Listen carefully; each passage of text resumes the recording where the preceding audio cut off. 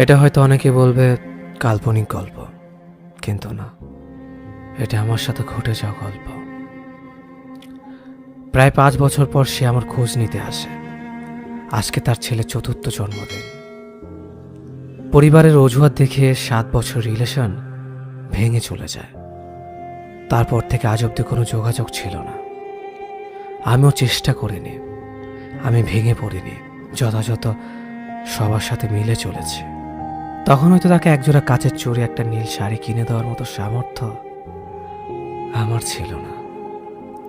কিন্তু আজ গোটা চুড়ির দোকান, নীল শাড়ির দোকান কিনে দেওয়ার সামর্থ্য আমার আছে, কিন্তু সে নেই। কেউ চলে গেলে ভেঙে পড়তে নেই, নিজেকে এমনভাবে তৈরি করুন সে যেন দেখে আফসোস করে।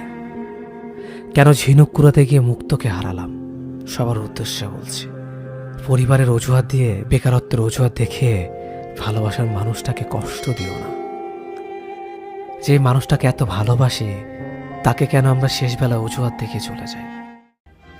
8 বছর পাগলের মতো একটা মেয়েকে ভালোবাসার পরেও তাকে পেয়েও হারিয়ে ফেলে ছেলেটা বেঁচে আছে, ভালো আছে, ছেলে সন্তান সংসার নিয়ে সুখে আছে। সারা দুনিয়ার বিপক্ষে গিয়ে হিন্দু মেয়েটা হাত ধরেছিল মুসলিম একটা ছেলের। ভালোবেসে নতুন একটা জীবন শুরু করতে চেয়েছিল, ভালোবেসেছিল, তাকে চেয়েছিল। মেয়েটা মরে যায়নি, বেঁচে আছে।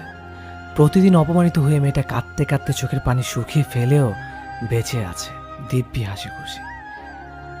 একসাথে সারা জীবন বেঁচে থাকবে বলে কথা দেওয়া মানুষগুলো দুজন দুজনকে ছাড়া ঠিকই বেঁচে আছে, অন্য কারোর জীবন সাথী হয়ে, না হয় একাকী বেঁচে আছে, তবুও তো বেঁচে আছে।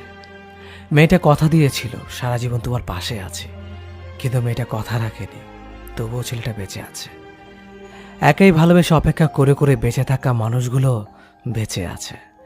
বেঁচে থাকতে শিখতে হয় প্রিয়। একান্ত 5টা মিনিটের জন্য হলেও নিজের জন্য বেঁচে থাকতে হয়। যে তোমাকে হাজার স্বপ্ন দেখে ছেড়ে চলে গেছে, সে তোমাকে কথা দিয়েছিল কখনোই ছেড়ে যাবে না। যে তোমাকে বলেছিল আর কেউ থাকুক বা না থাকুক, সে তোমার পাশে সবসময় থাকবে। সেই মানুষটি পেয়ে তুমি নিজেকে সবসময় সুখী মনে করতে, যার জন্য অন্যদের ইগনোর করতে। যে মানুষটি তোমার কল লিস্টের ফেভারিট পার্সন ছিল, কিন্তু তুমি আজ তার ব্লক লিস্টে। যে মানুষটি চ্যাট লিস্টে সবচেয়ে উপরে ছিল, কিন্তু আজ ফ্রেন্ড লিস্টেও নেই। সেই মানুষটি যে তোমার সাথে কথা না বললে এক মুহূর্ত থাকতে পারতো না, কিন্তু আজ তোমাকে একটি বারের জন্য মনে করে না। সেই মানুষটা যে তোমাকে দেখার জন্য দূর দূরান্ত থেকে চলে আসতো, কিন্তু তুমি আজ কেমন আছো তা জানারও প্রয়োজন মনে করে না। সেই মানুষটা যে তোমাকে বলেছিল তোমাকে হাসলেই সুন্দর লাগে, কিন্তু আজ সেই তোমার নীরব কান্নার কারণ। সেই মানুষটি যার মায়ায় পড়ে তুমি তাকে অন্ধ বিশ্বাস করে দিনের পর দিন ঠকেছ, যে তোমাকে ভালোবাসার নামে বাস্তবতা শিখিয়েছে, যে তোমাকে শিখিয়েছে প্রিয়জন বলতে কেউ নেই, আসলে সবাই প্রয়োজন। চাইলে হয়তো সেই মানুষটাকে ভুলতে পারবে না, ভুলতে পারবে না তার সাথে কাটানো স্মৃতিগুলো। আসলে ভালোবাসা বলতে কিছুই নেই, যা আছে মায়া আর আবেগ। আর যখনই তুমি কারো প্রতি বেশি মায়া বাড়াবে, তখনই তুমি অবহেলার পাত্র হয়ে যাবে। একদম বাস্তব কথা। আর এই অবহেলা তোমাকে তিলে তিলে শেষ করে দিবে, কারণ অবহেলা জিনিসটা বিষের চাইতেও বেশি তিতা।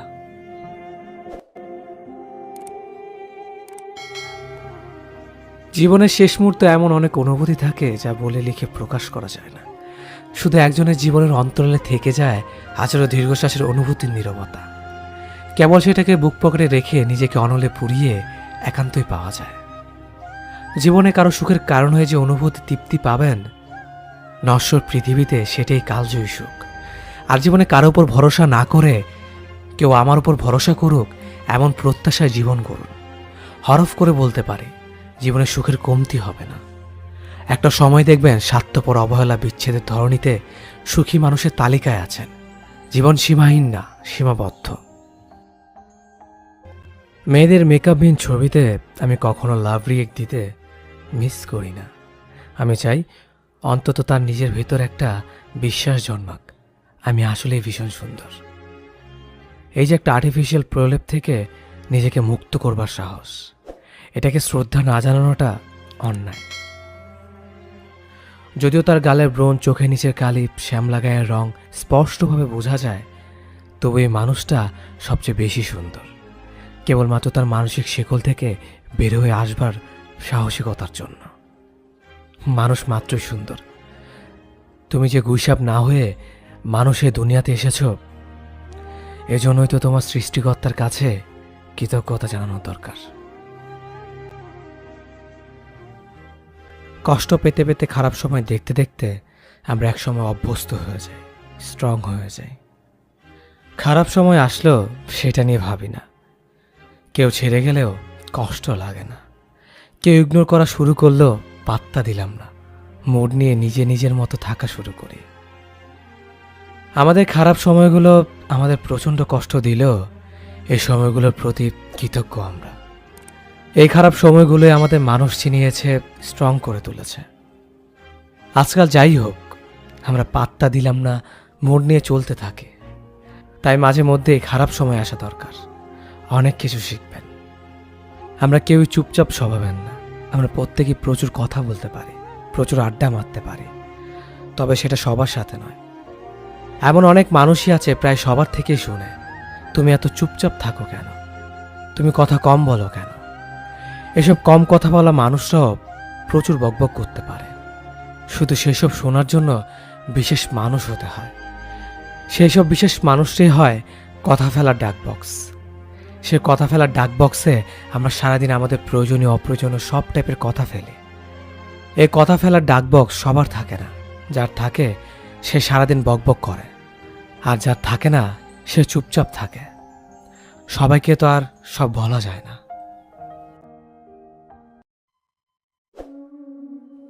আচ্ছা, বিয়ের পর নাকি সব কিছু ঠিক হয়ে যায়? তাহলে 2 বছরের বেবিটাকে কোলে নিয়ে দূর থেকে প্রিয়জনকে দেখে কেন মানুষ কাঁদে? তবে কি ধরবো মনের অগোচর সব রয়ে যায়? শুনেছি মানিয়ে নিলে নাকি সব কিছু মিটে যায়। তবে 30 বছরের সংসার কেন ভেঙে যায়? তবু কেন মানিয়ে নিতে নিতে লোক আত্মহত্যায় সামিল হয়? তবে কি ধরবো মানা মানিত লোক চরমভাবে হেরে যেতে বাধ্য? পরিবারের জন্য ভালোবাসা ত্যাগ দেওয়া কি সঠিক, নাকি ভালোবাসা আগলে রেখে সময়ের সঙ্গে চলা উচিত? কিন্তু মনের ইচ্ছের বিরুদ্ধে কাউকে খুশি করতে চাইলে তাকে শুধুই ভালো রাখা যায়, ভালোবাসা হয় না। তাই হয়তো ভালোবাসা মানে ভালো রাখা হলেও ভালো রাখা মানেই ভালোবাসা নয়। কথাগুলো আপনাদের কাছে কেমন লেগেছে অবশ্যই কমেন্ট করে জানাবেন। ধন্যবাদ সবাইকে।